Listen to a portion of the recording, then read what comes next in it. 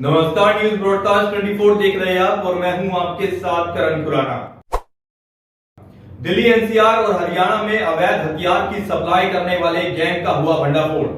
जी हां, दरअसल गुरुग्राम पुलिस ने एक बड़ी सफलता हासिल करते हुए 3 ऐसे तस्करों को गिरफ्तार किया है जो मध्य प्रदेश के भिंड से अवैध हथियार खरीदकर दिल्ली एनसीआर और हरियाणा के जिलों में सप्लाई करते थे, जिस वजह से प्रदेश में आपराधिक घटनाएं लगातार बढ़ रही थी।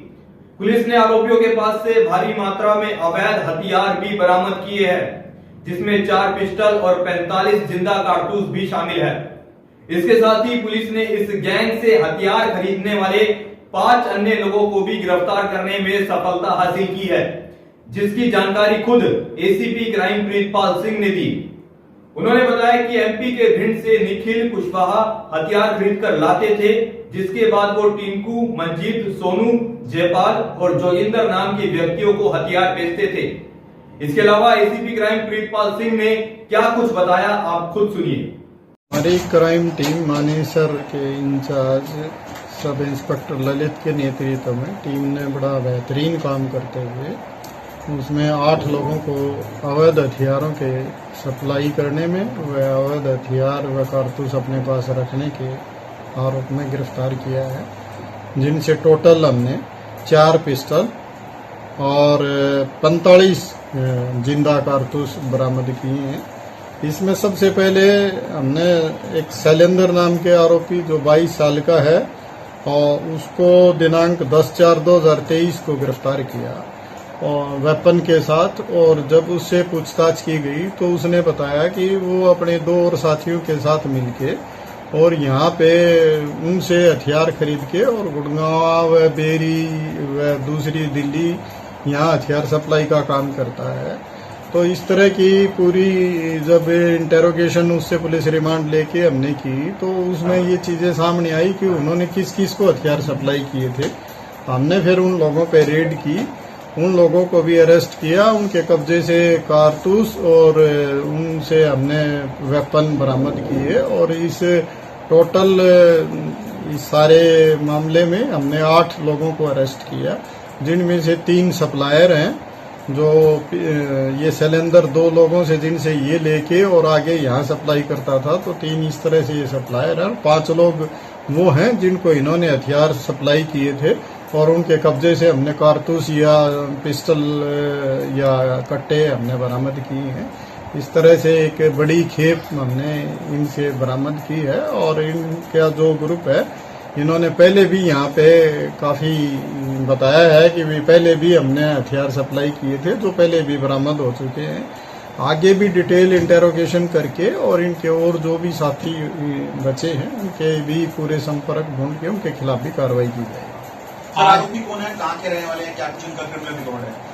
ये एक शैलेंद्र है, एक ये निखिल है, एक डालडा कुशवा उर्फ डालडा है। ये यूपी के रहने वाले हैं। 7,000 में लाके और 8-10 हजार में बेचता था। और इस तरह से जो पिस्टल है उसको लगभग ये 15-18 हजार में लेके आता था और यहाँ पे 30,000 के करीब बेचता था। इस तरह का जो पूछताछ में सारी चीजें सामने आई हैं। बाकी और डिटेल इसके बारे में और भी खोजबीन जारी है और उसमें जो चीजें सामने आएंगी आपके साथ शेयर की। सर, इसमें किसी गिरोह का इन्होंने पर्टिकुलर सप्लाई किया है हथियार? सर, आपने जो बताया झज्जर बेरी में इन्होंने सप्लाई किया, ऐसा कोई गिरोह को टारगेट करके इन्होंने सप्लाई किया हो इस तरह की चीज पूछताछ में नहीं आई। लेकिन इनके जो संपर्क में जो लोग आए, उन्होंने जिसने इनसे डिमांड की उनको इन्होंने ये हथियार उपलब्ध करवाए थे। इस तरह की चीज सामने आई। कब से सप्लाई कर रहे थे? ये पिछले लगभग 1 साल से इस धंधे में लिप्त। आज 3 लोगों को तो पेश किया है, बाकी के 5 कहाँ पर है? ये पहले जो है ना, इनसे हमने पूछताछ करके और ये इनमें इनके खिलाफ कार्रवाई हो चुकी है। अब ये जो सप्लायर हैं ये आज हमने यहाँ पे पेश किए हैं। बाकियों के खिलाफ पहले कार्रवाई हो चुकी है। तो टोटल इस इन्वेस्टिगेशन में कुछ दिन की इन्वेस्टिगेशन के बाद ये सारा निचोड़ सामने आया और उसमें जो इनको पकड़ने के बाद जितने वेपन और कारतूस हमें मिले हैं वो उसके बारे में हमने आपको जानकारी। अच्छा सर, जिन लोगों को बेचे गए थे कहाँ पे इस्तेमाल करने वाले थे? क्या किसी बड़ी वारदात को अंजाम देने वाले थे? क्या कुछ उनका मंशा थी खरीदने के पीछे? कोई भी आदमी वेपन कोई इसलिए तो लेके रखता नहीं कि उसको कोई खिलौना समझ के खरीदना है।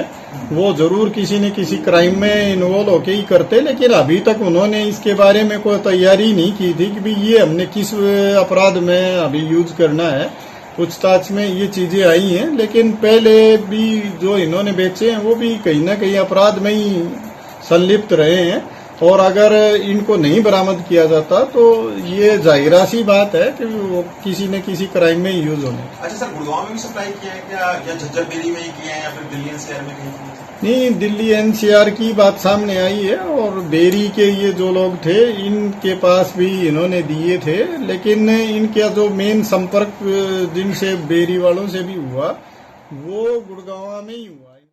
ये आपने एसीपी क्राइम प्रीतपाल सिंह को सुना, जिन्होंने बताया कि कैसे दिल्ली एनसीआर और हरियाणा के जिलों में अवैध हथियार सप्लाई किए जा रहे थे। फिलहाल पुलिस ने आरोपियों को रिमांड पर लेकर इनके अन्य साथियों की तलाश शुरू कर दी है।